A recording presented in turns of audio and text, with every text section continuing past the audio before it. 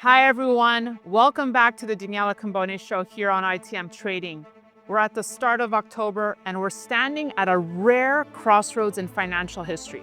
Gold, the ultimate safe haven, has soared 44% this year and we're closing in on $4,000 an ounce as central banks like China stockpile reserves amid global uncertainty. Meanwhile, the S&P is riding a wave of AI optimism and Fed rate cuts is up 14%, hitting all-time highs. Here's the kicker.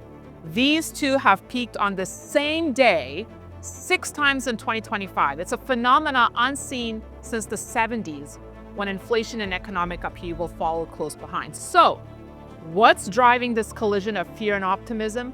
With tariffs looming, deficits ballooning, and real rates dipping negative, is this a signal of a roaring bull market or a warning of turbulence ahead? Joining us today to get to the bottom of this, Joel Litman, professor of finance and chief investment strategist over at Altimetry. Joel, welcome back to the show. Good to see you again, my friend. Great to see you, Danny. Thanks for having me. Always. I love being on here. Always. It looks like we actually might be on the same page of history this time, Joel. Gold and the S&P at record highs together. What is this telling us?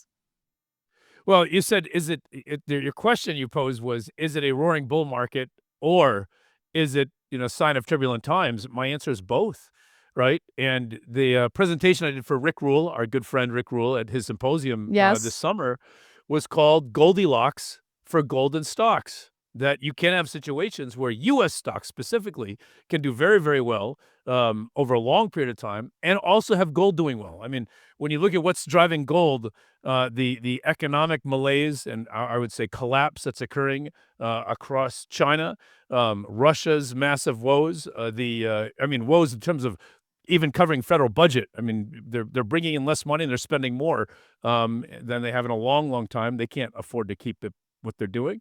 And so they're buying gold because obviously nobody wants rubles. Poland is buying gold because if they have to go to war with Russia, they know that'll be hyperinflationary for their currency. And so you can have a situation where gold does very, very well because every other part of the world has turbulence and has crises, even outright crises, and yet still have the S&P 500. I'd say even further, S&P 500, meaning the great number of U.S. stocks can still doing very, very well because they're driven by earnings and profits, not necessarily what's happening what's happening in the rest of the world. So you can have earnings growth, which we're seeing, and not just on AI, but across lots and lots of guys, not just the Mag 7 either. So you can have massive earnings growth, and you can also have problems all over the world. Thankfully, not as much in the U.S. when you think about hyperinflation or whatever. That's very good for gold. So why can't gold and U.S. stocks both do well at the same time? Of course they can. Okay, and I'm gonna get back to that with a big question for you. Hang tight. But you told me this number. You said 400 stocks on the S&P have doubled in the past 6 months alone. Is that correct? Yeah, so everyone keeps saying, "Oh, it's all about the Mag 7. It's the Mag 7 driving the markets." And from a market weighting standpoint, yes. But if you're just saying, "I'm a stock picker and I want to go and find good stocks that go up," I think 408, 410 companies, stocks, U.S. listed stocks, have more than doubled this year alone. More than doubled, right? So the breadth, that kind of massive breadth, it's not just, oh, it's the Mag 7, it's AI. And we're talking about companies that have gone up in the last. We've recommended 20 stocks that have doubled in the last 20 months. Literally, just in 20 months, 20 stocks that have doubled. And one of them really shocked me. One of them really shocked me, and I'm going to bring it up, but hold on. How do you reconcile this with the broader economic indicators that suggest a slowdown, though, Joe? Like such as the recent PMI surveys, showing weaker U.S. growth compared to other major economies. How does that make sense? Well, there's good growth and there's bad growth, right? So China has grown like crazy, but we have Danny, as you know, we have a database of 30-something thousand publicly listed companies. Our database on China using uniform accounting, because you can't use Chinese accounting standards and compare them against U.S. GAAP or compare them against IFRS. So when we put the entire world on one uniform accounting, and you look at economic profit, China is big, but they're not producing high economic profit, meaning it's near zero. Meaning 6,000 publicly listed companies in China, if you add up all their economic profit, meaning using uniform accounting, not Chinese accounting standards, you end up with basically break even from they're barely covering their cost of capital. And in fact, I could argue that hundreds of companies in China, thousands of companies in China aren't earning their cost of capital. So the U.S. may not have such growth, but again, the U.S. economy and the U.S. stock market aren't the same thing. U.S. stocks, U.S. companies are growing earnings at like 9%. This is uniform earnings, of course. No investor with their salt would trust U.S. GAAP accounting, generally accepted accounting principles. And when you look at that, it's growing at 9% a year. To justify the current market valuations, you need maybe 7% a year. And so the U.S. stock market still seems undervalued. And even then, we don't have to make a call on the whole stock market. We have to go looking for, let's just find another 20 of those 400 companies that have doubled, because many of them are going to double again. That's the crazy thing. Whoa, let's stop here for just a moment because this is critical. When the next financial crisis hits, accounts will be locked just like 2008, and it will be too late to do anything about it. I've reported on global markets for over 20 years, and what's happening right now is unlike anything we've faced before. The window to act is closing fast, and the opportunity is now. That's why we've created the Private Wealth Playbook. It's free, and it shows you how to move into the proper gold and silver strategies, proven to protect and grow wealth when everything else breaks down. Don't wait until after the crisis hits. Click below or go to DannyReport.com and download the Private Wealth Playbook right now. Now back to the show. Okay, hold on. Because I remember at Rick Rule's show, which by the way is a fantastic conference, I urge everyone to go next July. You were probably the only speaker that was so, would you say, optimistic on the U.S. economy. Is that the correct term I should be using, Joel? I would say realistic, right? I mean, I would say realistic, meaning I don't have opinions. I have data. If the data is telling me corporate earnings is growing by 9% plus a year and rising because of a lot of productivity in AI that isn't being measured when people look at a specific AI project, but in terms of every human using AI to be more productive in their day and everything they're doing, and U.S. companies embracing that in a way that, honestly, the rest of the world isn't, right? Other than maybe China, but even then, not the way the U.S. is. You have a wonderful situation where corporate earnings is up and stock market go up. Now, I'm not saying that's the realism, meaning the U.S. stock market, the U.S. economy are the same thing. So you could have rising unemployment in the U.S. You could have inflation, which is, I would say, quite muted, but with the potential for inflation to go up. And at the same time say, yeah, but if corporate earnings is skyrocketing for a lot of companies, right? What's wrong with the 24 times?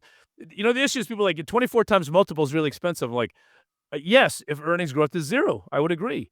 But a 24 times multiple is really inexpensive if a company's growing its earnings by 20% a quarter. And we're finding those companies, right? Hundreds of them, not two or three, right? Hundreds. One of them that shocked me, and I'd love for you to share this story, is you highlighted to me on our phone call, Build-A-Bear. When I walk by the Build-A-Bear in the malls, they're dead. But you told me why they're booming, and that stock has doubled. And you say that's very telling of the market, of the U.S. economy. And I have some pushback for you there. But first, tell us about Build-A-Bear a second, just to prove your point or make your point. Well, I mean, it's one of the points is that it's not all tech. So yes, a large number of companies have doubled, are tech related or AI, but many of them are either AI enablers or AI users. And one of the things we saw with Build-A-Bear was their move to online. While we have all these crazy things going on, like Labubu's and what was that? The crazy cats you're telling me about? The jelly cats. The jelly cats. My children are obsessed. Right, these are private companies, but if the companies find the right niche, if they find the right niche in the right place, and they're small enough, right? We're not making a bet on Build-A-Bear being a $50 billion company that's going to go to $100 billion. We're saying we found a company that has moved online, has done well, and when we recommended that stock since then, I don't think we caught the full double. I think we recommended it's up 85% or something since we did. But either way, those are the kinds of companies you can find. Joel, what do you think that tells us, though, about the fact that people are spending $100 on a stuffy? That the economy is, like you say, stronger than we think, or that U.S. parents are going into debt to make their kids happy? Or is it just 10% of the population that's buying this stuff? Well, I think that's it. If we're looking at these niche areas, look, I think autos are in big trouble. I think office real estate is still in big trouble. I think housing, if interest rates don't come down enough, could be in trouble next year, right? I mean, right now they're still forecasting housing up, but it depends. They're also hoping interest rates come down enough so people can afford mortgages, right? So there are niches that are really bad, but that's the whole point. When you look at those 400 companies, you're not making a bet on, is a $200 billion company going to, double to 400 billion. You're making bets on 1 billion, 2 billion, $4 billion companies that consumers in the US have more discretionary income than the next 20 countries combined. So when you look at income from country to country, yes, US leads, and then China is a close second, and then you have European countries and Japan and whatever. But when you look at the taxes in those countries, including Social Security and housing and the tax wedge, the full amount of money being pulled from their pocket, and then look at their cost of living, and you say, what is the discretionary income that's left over? US consumers still have right now more discretionary income in just total dollars than the next 20 countries combined.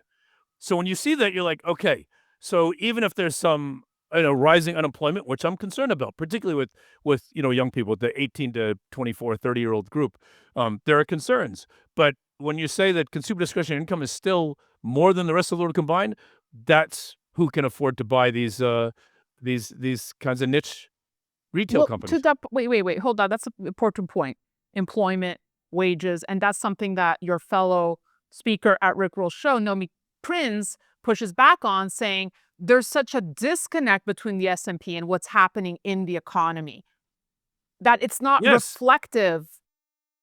Yes. The S&P is not the economy of the United States. The S&P is the earnings of the biggest 500 companies, the best 500 companies the world has ever seen. I'm just saying from a pure data standpoint, the best 500 companies the world has ever seen, minus a handful over time. And those companies are able to generate a profit, especially when you look at their revenue. The revenue is not all based on the U.S. consumer. In fact, only, a third, less than that, is based on the U.S. consumer. When you look at the S&P 500, you look at consumer and consumer discretionary, consumer staples and consumer discretionary.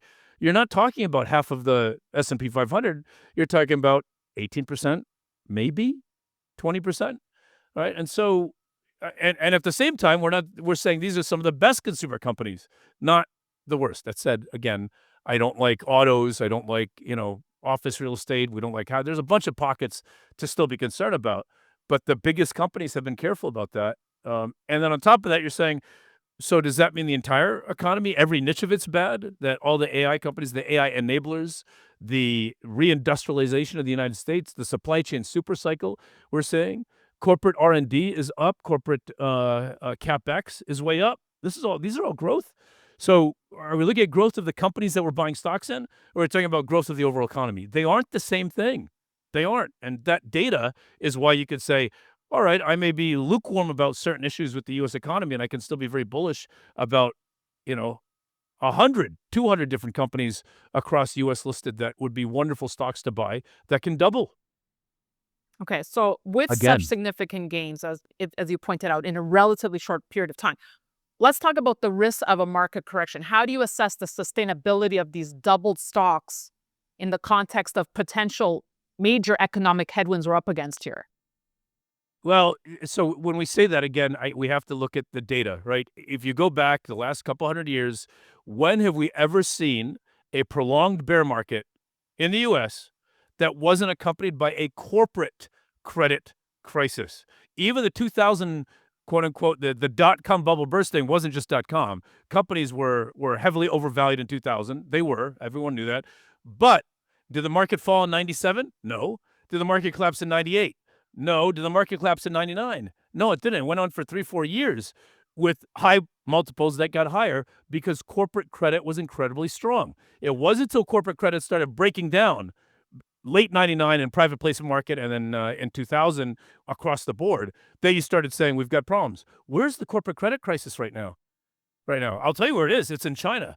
If China was under the same U.S. bankruptcy law, the same bankruptcy law as the United States, fully 1/3 of Chinese publicly listed companies, I'm talking 2,000 to 6,000, would be junk debt or already in receivership right now.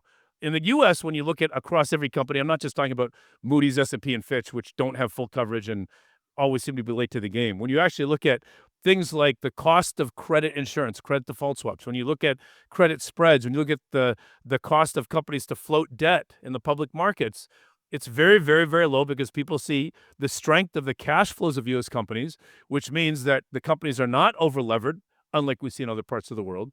And without that over-leverage and without that issue, you don't have 2008 happening. You don't have 2000 happening. You don't have 91. You don't have 1930. You don't have 1907. I mean, I could go on and on. Without a corporate credit crisis, you don't see prolonged bear markets, and we don't see one. Where's the data that would say there's a corporate credit crisis right now? Zero. Other than Okay, office, autos, some regional banks, some in right. their Oh, pockets, but not, not across the okay. board by any But means. but but but let's get back to the opening, and this is the question I really wanted to get to. Of gold and the S&P rallying at the same time, as I mentioned, does not happen often throughout history. Let's play out the scenario, and most of the experts coming on the show are saying it will happen, and I understand you beg to disagree, that of an S&P correction or crash. Well, corrections happen all the time, but Okay, between crash. 1994 and 2000, right, the Nasdaq went up 600%. During that time, it also fell more than 10%, 10 times. 10 times. So could there be a Okay, correction? and Absolutely. all right, and there Absolutely. could be okay, and if let's play out the scenario of a crash. Guess what happens to gold, Joel? It goes If up even they're more. both rallying now, it's going to go up even exactly. So Well, do you agree that that I'm paints an even bullish picture for gold? The Danny, I'm fact not that they're telling you both rallying at the same time now. Danny, I'm not telling you to buy to dump gold. What I'm saying is No, no, I know, should I know. should gold be 100% of your investable portfolio? Of course not. Even Rick wouldn't. Nobody would say that. Given that I don't feel comfortable with 100% of my portfolio being gold because gold has over 1,000 years had a massive amount of volatility. It has. It could also have things that go wrong for gold. It could. It could. I'm not predicting it. I'm simply saying there are issues. So why not diversify into the greatest stocks that we've ever seen, and specifically going looking for those companies that can double again? Because yes, gold is up, but 400 plus stocks have doubled this year. 400 stocks have doubled. So wouldn't you want some of that in your portfolio? Am I saying your whole portfolio should be looking for these $2 billion, $5 billion companies that could double? Of course not. Don't get me wrong, I wasn't trying to put those words in your mouth. I'm just trying to make the point. I think it's interesting about this correlation that they're both rallying. And I do think that if we do see a crash, that we'll see gold even go substantially higher. But you're agreeing with that. So we're on the same page there. Yes, I also see things that could happen, like if Russia finally caves, because they have to at some point. Russia doesn't have the money for opening fronts in 4 different countries, like people say. I mean, I know the scaremongering is there, but even if they did, they would just bankrupt the entire Russian Federation that much sooner, right? They can't afford to go up against NATO. They can't afford to go against China. China is bleeding through Russia's borders right now. China is doing to Russia what Russia was doing to Ukraine for the last many, many years, meaning just bleeding into it and making those borders very porous and very gray in terms of where the border really is. So Russia is not in a good situation. And if Russia puts an end to their nonsense, then we see a little bit of conflict falling. We also see the hyperinflation that's caused by wars falling. And at that point, right, you'd say, all right, gold may not have the kind of run it's had continuing. I'm not saying gold. My goodness, given your viewers and the trolling I get, and Danny, you We, bring it out of me mm, too, right? I mean, I am much more bravado when I'm online with you than when I'm talking to other people where I'm a little bit more this isn't subdued what no. and data. But this is why conversation is wonderful, and I love the diverse opinions, and I welcome it, Joel, because that's the only way you truly learn. So I want to say, you know how Yes. much I appreciate your viewpoints. Yeah, I think gold. Let me just repeat the title of Rick Rule's the presentation at Rick Rule's Symposium: Goldilocks Yes, for yes, gold and stocks. Right, yes. and because people are always, would you make a bet that gold is going to beat the S&P 500? I'm like, why do I have to? Why do I have to? The bet I'd make is finding another 20, 30 companies, right, that double, and you say, all right, so I have some of my portfolio in gold and some of my portfolio in stocks that are doubling. I, And you are amazing at that.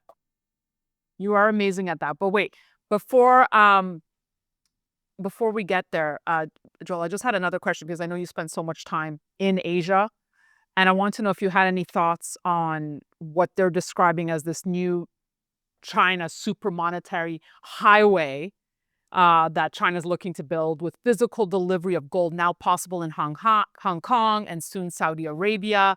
I mean, there's a lot of buzz of how China is rewriting the rules of global finance when it comes to gold. Any insights here? Um, I think it's good that Asia is doing things to make their markets more liquid for any securities, because they aren't, right? It's very, very difficult for Chinese people to buy gold outright. It's very difficult. So are they really doing this for the benefit of the 1 billion plus Chinese people, or sub 1 billion Chinese people, depending on the research, right? Or are they doing this for the Chinese Communist Party to get more monetary control over people's funds all over Asia? And the more that people think it's the latter, the more that, right, you'll find some use in it. But are people going to suddenly trust their money to the Chinese Communist Party? I just don't see that happening. And that's why the BRICS hasn't worked. It's why the BRICS won't work. I'm not saying BRICS might not have something, but you're not going to unseat the U.S. dollar. Not in our lifetime. You're not going to unseat the U.S. dollar in our lifetime. It's with what country? With what conglomerate? That Russia and China are going to agree to share currencies? Look what's happened to the ruble. It's unbelievable, right? How bad the ruble is collapsing. Because guess what?